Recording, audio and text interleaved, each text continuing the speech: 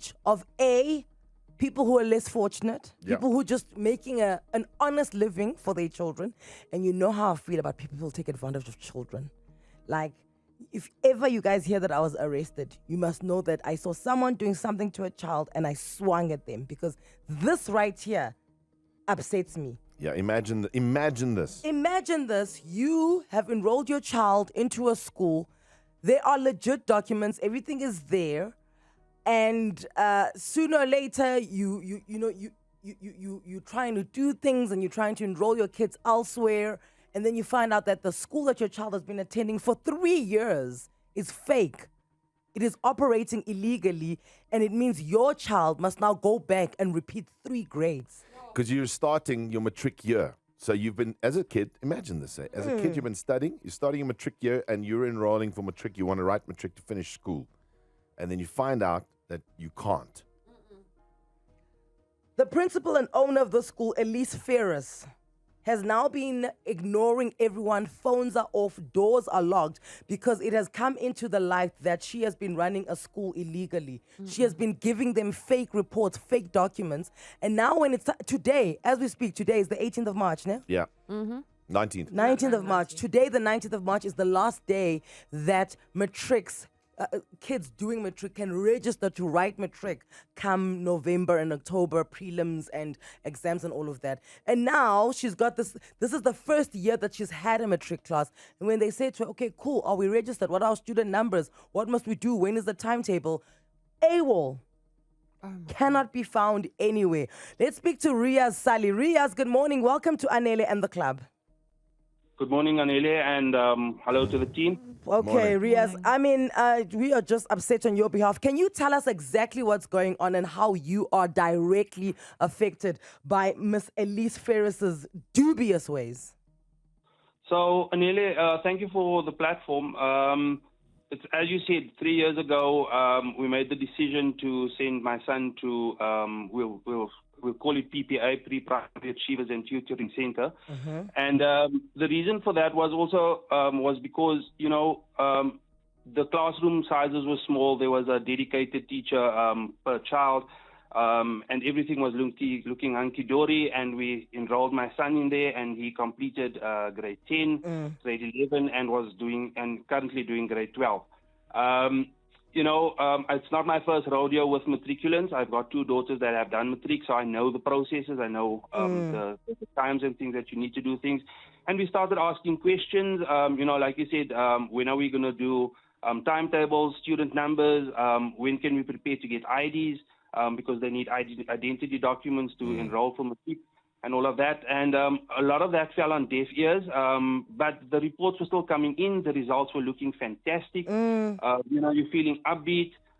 Feedback was that the kids are doing well, no issues and that type of thing. And at the beginning of the year, we started questioning.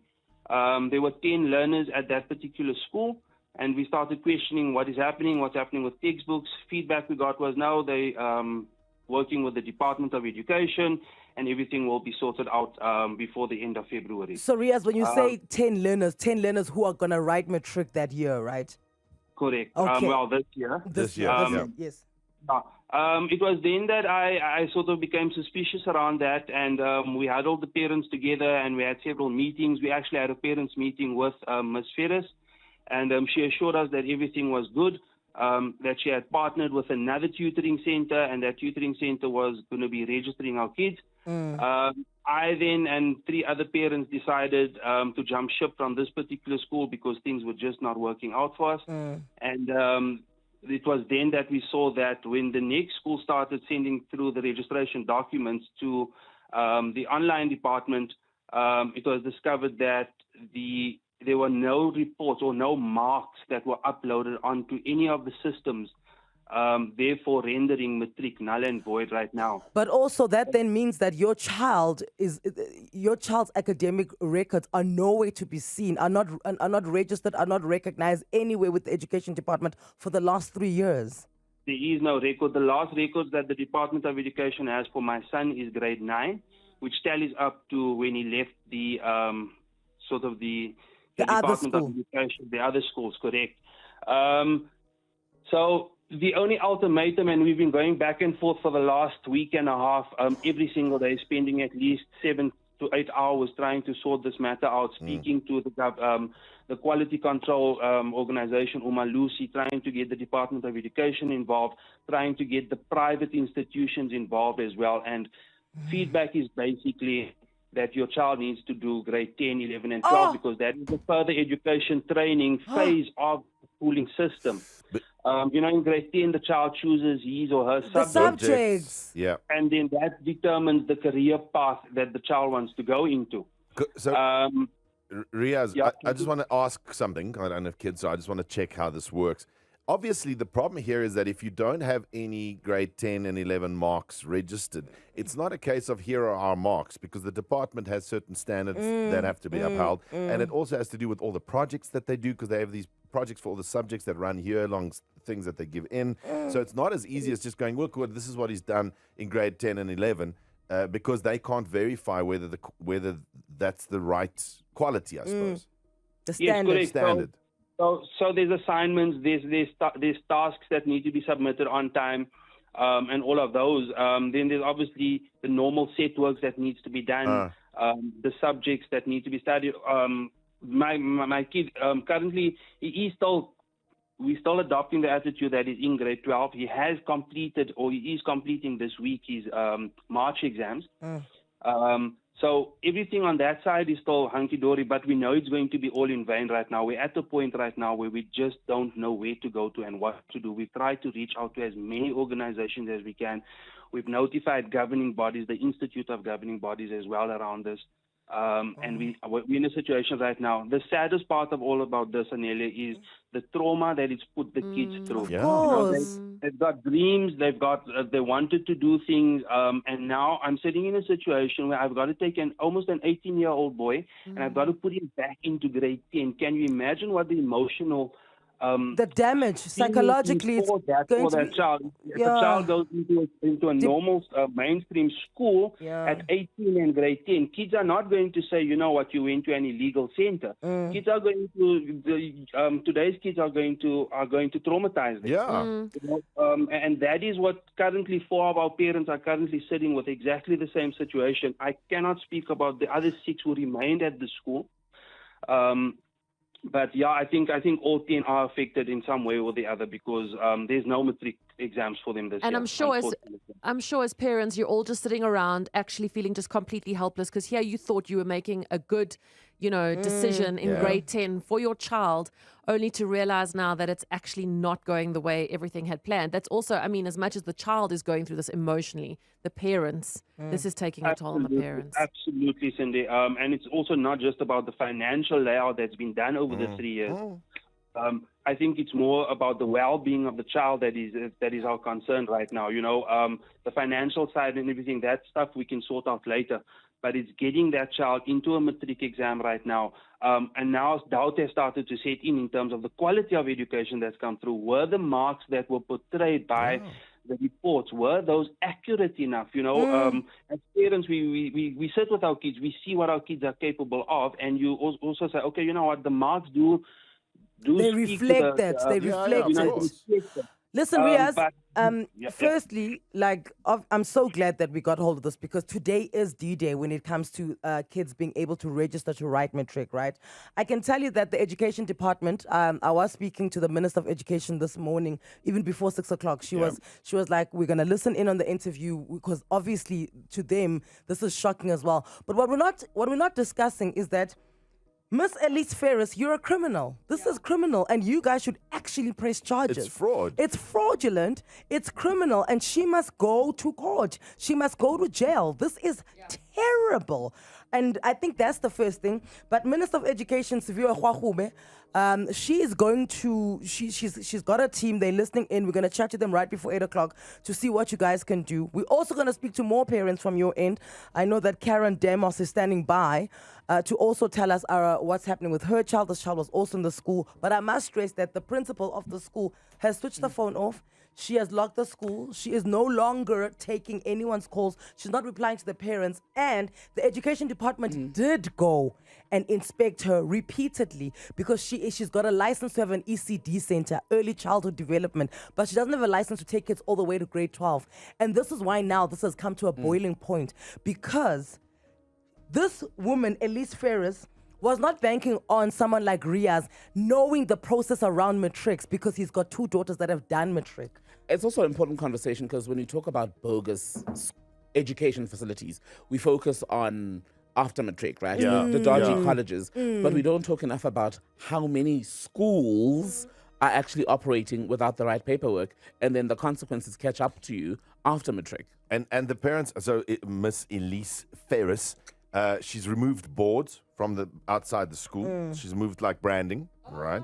And obviously the parents now, looking back, they start seeing things that had happened. Here's something that she used to do. They didn't understand why, but this is what she used to do. She used to message parents to say, the education department is coming tomorrow.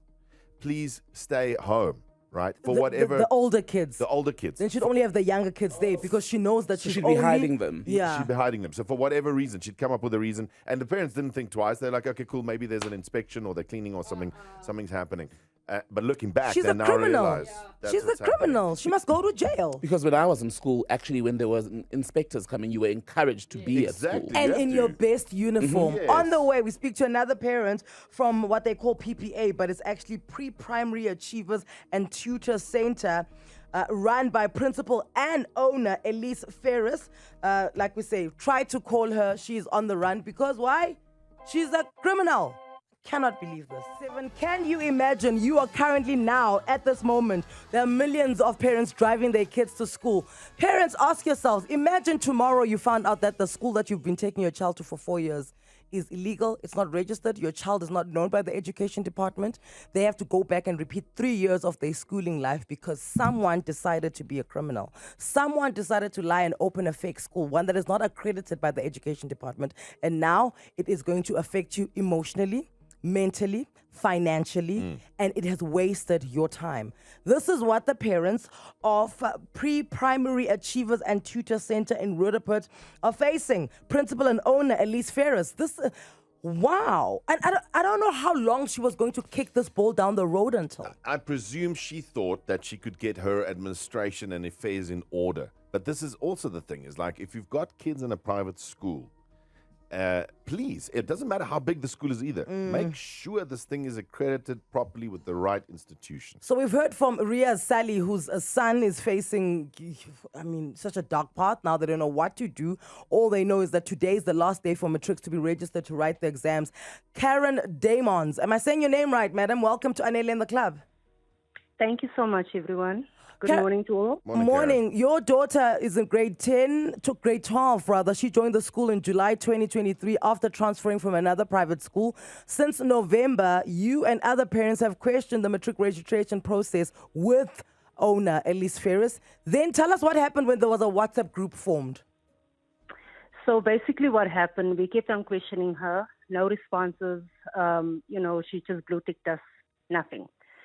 January came, we kept on questioning her, when are they going to get registered? My son did matric as well 2 years ago, so I also know the process. They need to get registered, documentation must be submitted, no response. Eventually all the parents started questioning her to a point where she created the group, then called the parents' meeting. We ended up going to the parents' meeting where she basically told us, okay, this is what's going to happen. They're going to be registered through Hyperion, and they are going to be registered with Sakai. But I don't have my registration number as yet, my EMIS number. So this school is going to help us out, get them registered under his registration number. Okay. We questioned that and everything. She told us the amount that we need to pay to get them registered with Sakai, which the parents then paid. I reluctantly didn't do that because it was just shady for me. Yeah. Continued, and then one of the other parents actually found out who this principal is and which school he runs. So we opted to rather go with his school since they're going to be registered under his number, right? 4 of us decided, okay, we're going to do that. Everything was fine. Everything was running smoothly. The documents were sent to Hyperion, and the rest of the parents remained with Elise's school.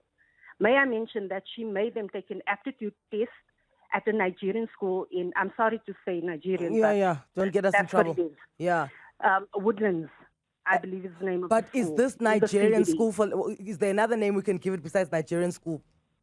Woodlands. Woodlands, okay. So So she moved the 8 of them there. is Woodlands properly registered legally on? That's what she told the parents. But But none is of the it? students went back yesterday. We don't know. Okay. We don't know. Okay. We have no idea about the school. But nonetheless, coming back to my point, eventually these kids were registered with Hyperion.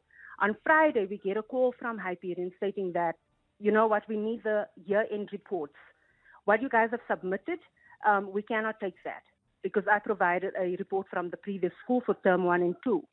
Then I was told that we need the year-end results. That is ultimately what is going to put them over to matric.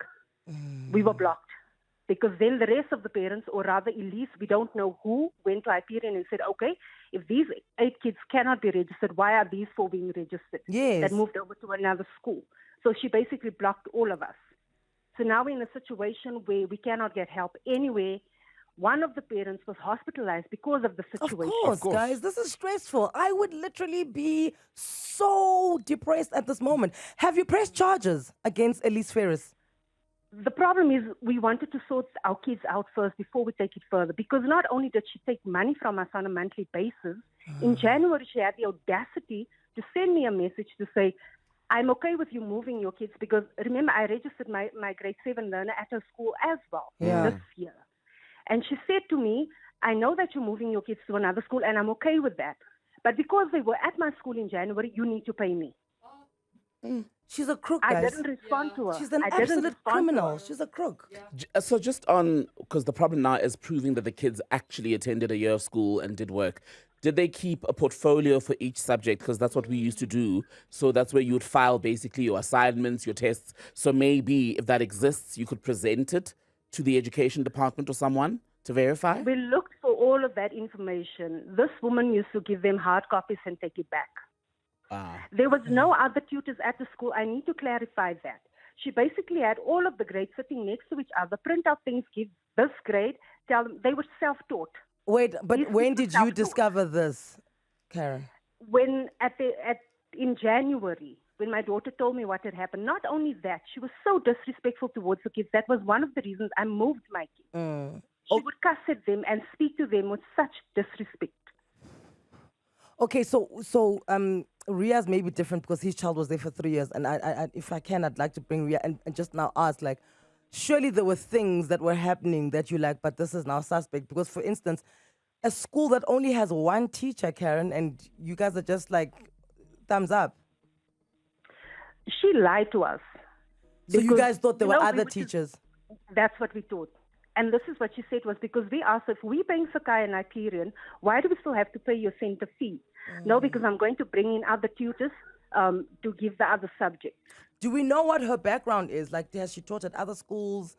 Like, what qualifies her to say she's going to open a school? Did you research that before you put your No. kids in? No. You know, as parents, we don't know the school systems and we don't know what to look for. We just go on what we see and hear. Can I Right? just... Because coming from a private school, you don't think that you need to do research But on that's this. my point. That's why I wanted to go that, you know, we scrutinize a lot of things when it comes to government services. Yeah. We don't ask enough questions of private institutions. And We just give we them generally free accept rein. it must be the rule. Because, you know, it's a private school. Pretty classroom must be fine. Yeah. Okay, Karen, listen. It's a definite 2 to tango here. I think there's some things that you guys as parents kind of overlooked that could have been a red flag earlier. But still, you are not at fault No, for being scammed by you've this been criminal. scammed. You've been scammed. Like I say, we're going to chat to the education department. I think at this moment in time, secondary is getting this woman in jail. Primary is trying to figure out how we're going to make sure that these kids are fine, right? Like Tembekile is saying, like, we're going to speak to the education department, ask them, can they look at the work that has been done and grade that and see if they can write some sort of exam that puts them onto par, brings them up to speed. This is what we're going to ask, because I'm pretty sure you guys as parents, that's also what you guys want. Whew, Because basically they're supposed to do a baseline test to see if they are equipped for matric. Yeah. Yes, things like that. This is what we're going to ask Education Yeah. Department. We're going to chat to them before 8 o'clock. You stay listening. I can see the calls are going wild. Please, can we take all these calls? I want to know what everyone is saying. We're going to go to headlines now. We are running a bit late. I want to know what everyone is saying because there could be other schools that are currently doing the same thing to people in Johannesburg as we speak, and we need to bring that to a halt. There is a school called Primary Achievers and Tutor Centre. If your child is currently there, if I was you, I would have the hairs on my back standing up. Yeah. Because it turns out the principal and the owner, Elise Ferris, is a fraudulent somebody who has been taking money from parents, pretending to, be, within the parameters of the education department. Some kids have been there for 3 years. Those 3 years down the drain, flushed down the toilet. These kids have got to go and redo 3 years of their schooling because she is not a registered education. She's not registered with the education department, and she is not operating within the parameters of the law. Yeah, she's not registered for senior school. This is the first year that these pupils were going to be in matric. It was the first grade 12 class First ever. grade Yeah. 12 class, there's 10 of them. And apparently when they hit January and they started asking questions about registrations and numbers for... Student numbers Student to numbers write your and- matric. Yeah. The timetable for matric, the textbooks, all of that. Then things started hitting a slippery slope there. And to Frankie's point, she's not the only school in South Africa doing this. No. There are lots of them. Folks, we have a problem. What about the teachers that's operating there, teaching there? Those teachers that's teaching the matric classes, surely they picked up something? This is not the only institution that is doing this. People should just be careful where they place their kids and where, what institution they should be looking out for. Elise, do the right thing. You are screwed. Your name is on radio. You must come forward. Come forward. Go and turn yourself in because these parents are going to press charges. Peyton, good morning. You say your 2 kids are currently in Elisa's school. Oh, no. Thank God. They're out of the school. When did you take them out? They actually started in 2 new schools this year. My son was in the school from grade 2, and then I put my baby in because there is no available schools in Florida at the moment. So I moved into Florida in 2023 when I was on maternity leave with my baby, and she was the only school that was accepting students. When I went in there, it was smelly, it was run down, and I'm do I put my child here or does he sit out of school? So I put him in. He's in to find out that he's then in classes with grade 1s, 2s, and 3s, 4s, and 5s, all in one class, and it's one teacher teaching all of them, and then so it goes down. Apparently, she was the one, Elise, that was teaching the big children, which was the grade 11s and 12s. Sometimes on a Friday, she would even leave at 12 o'clock to go and do her hair, and these children have gotten no work done. I am friends with one of the moms whose children were in that grade as well. She didn't pay bills. She wouldn't send statements. You never knew where you stood with your kids. You think she was bad with the big children. The babies had it even worse. My baby had a nappy rash all the time. She had lost weight. She wasn't being fed. They would say they would provide food and stuff, but she would come home and she'd have a runny tummy. My son is now in a mainstream school, and he is actually struggling because the teacher that was teaching him came from a qualified school, and she was a very good teacher. But she had also seen all these things and had also informed some of the parents who she became close with. And then we started speaking to the other parents. I had a huge fight with her, and I confronted her about the things I found out about the school not being registered, that I can't find my child with the Department of Education. She has all these fake things that she brings out, or fake files and stuff.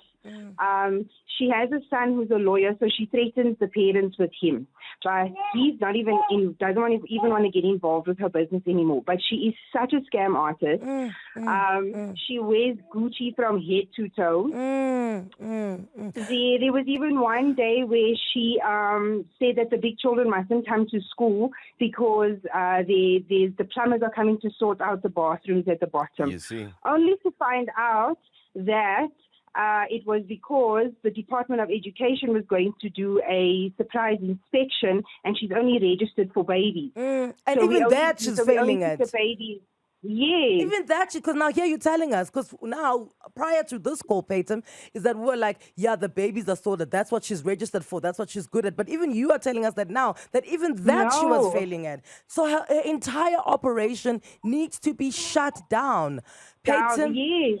where are your kids now? Which school are your kids in now? So my son goes to Florida Primary. I'm so good, happy. good. And then my daughter goes to Bright Gems, and it's a registered school. I made sure I called with the department and everything, Christian-based and whatnot, so it's a very good school. But I am all for Elise getting taken down because she's ruining children's education. She's ruined grade 12 who now don't know what to do. They've got stressed parents, and she thinks nothing of it. She'll stand and talk at you with her big nose flared like we must be scared of her. Wow.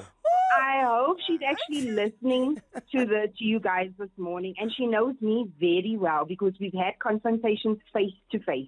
Nicely done. Peyton, you're my kind of girl. Listen, guys, on the way, there are two pressing issues here, and we can do them both at the same time. These things can run concurrently parallel. One is Elise Ferris needs to go down. The law needs to, throw the entire book at her. Yeah. But at the same time, guys, we need to find a solution for these kids. Yeah, that's the big problem. What That's do they the problem. do now? What do they do now? The Education Department chats to us next. So this past hour, I hope, has been quite eye-opening to the rest of the city around the fact that just because the school says they're a private school, they're not necessarily better.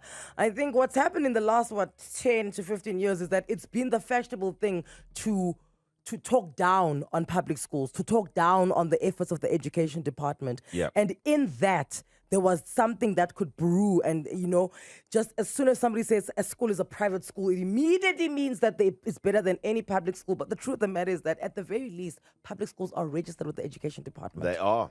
They are Well, registered. the private schools as well. So there's a reason, eh? People just see a quick buck through the education system.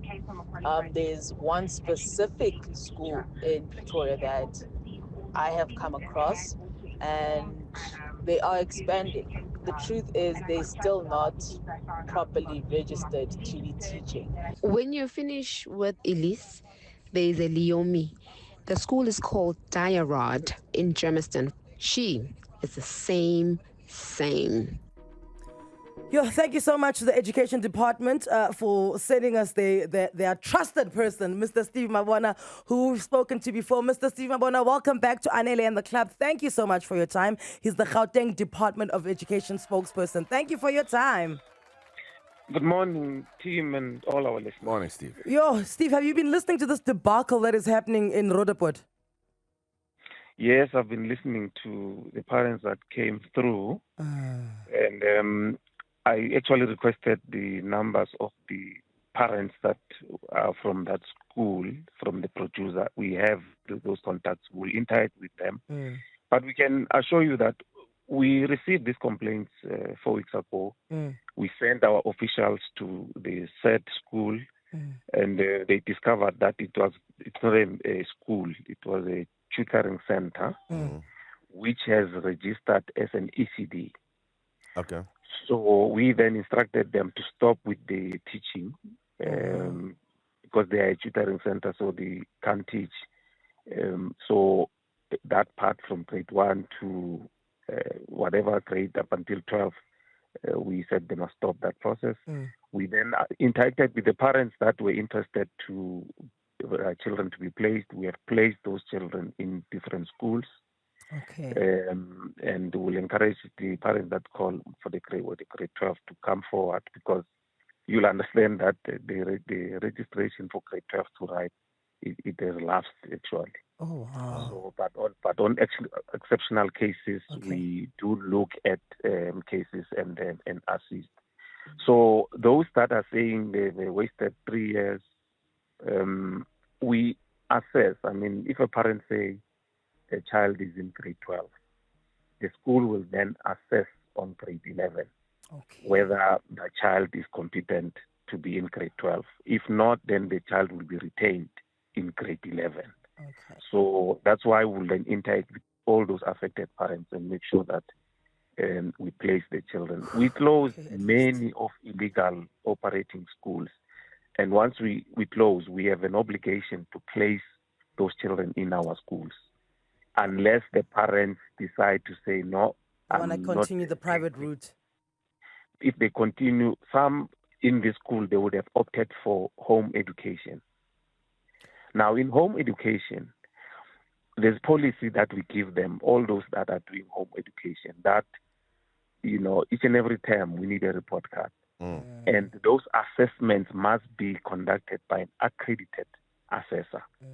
You might be teaching at home, but an accredited assessor must assess and give you the report card. I see. Yes, an external one. So we'll be having 4, at the end of the year, you'll be having, 3 terms and the final one, which will then be saying this child conformed to the requirement of being, moving from one grade to the other. So just to confirm, Mr. Babona, so there is a way to assess whether they're up to standard and whether they can write matric or continue with their matric year.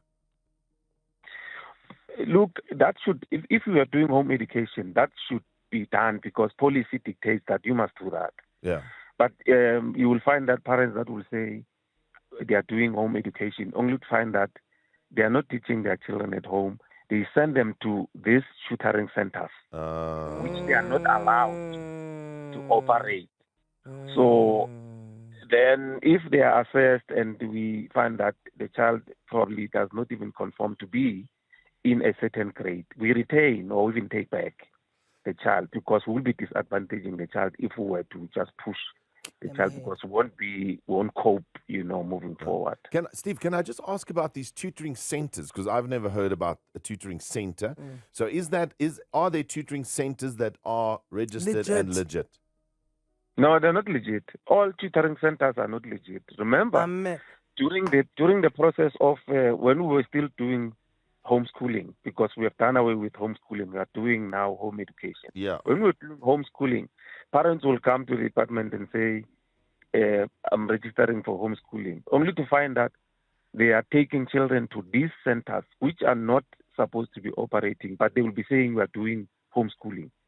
So hence we said, as per the DELA, change the process to say, if you are doing home education, here is the policy. These are the things that you need to do so that we are sure that the child conform to home education. And home education can only go up until grade 9. Meaning that when you go for the further education phase, you need to take your children to the mainstream. You can only do it I up did not until know. grade 9. So I presume there's online schooling as well. You see, this is why Steve, thank you for your time because I think this is very enlightening because I think a lot of parents are going to go check stuff today. Check whether you're legit, how it works, have matrics passed, have grades before that happened, how does it operate. This is very interesting because I think there's a lot of gray areas. Dude, a lot of cracks have been exposed here this morning. Steve Babona from the Gauteng Department of Education is the spokesperson. Thank you so much for your time. And I know you're going to obviously take this up, privately or away from the radio, but that's what we wanted to know from you is there a way to salvage the situation to those kids that have done that work? And I'm really, really thankful on the parents' behalf that you're saying that you will be interacting with all those parents today. Thank you. Steve, thank you. We cannot say thank you enough. Thank you very much. There we go. Education department doing the Lord's work this morning. And yeah, like we say, if you are suspecting any schools, now I didn't ask Steve, he's gone. I want to know, where do we go to check whether a school is legit or not? Tim Bikili, do you know, is there like a website that we can... Well, with education, Steve is still there? Steve? Yes, I'm here. Thank you. Yes, Thank you. Oh my God. Where can parents go and check if schools are legit or not? They can use our toll-free number, 0800 000 789. Okay. 0800 000 789. Parents, that's where you go. Call them. Trust me, it's a toll-free number like Steve Abona just said. It's free. Check, guys, because a lot of these places are popping up and they are taking your money, wasting your time, and putting your child's future in danger. Anele and the club on 947.